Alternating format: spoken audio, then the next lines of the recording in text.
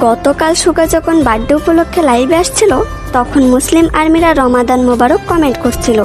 তখন সুগা এই কমেন্টগুলো পড়ে বলছিল, এখন সবাই রমাদান পালন করছে এবং রোজা রাখছে।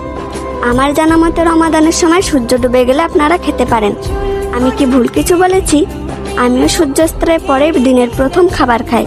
মাশাআল্লাহ, আমাদের সুগার ইসলাম ধর্ম সম্পর্কে সঠিক ধারণা আছে। বিষয়টা অন্য ধর্মের আর্মিদের কাছে সাধারণ হলেও মুসলিম আর্মিদের কাছে অসাধারণ কিছু।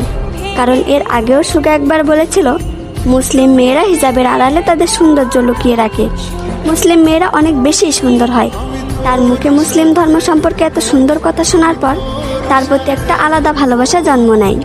তোর সাথে দিনে রাতে খেলবো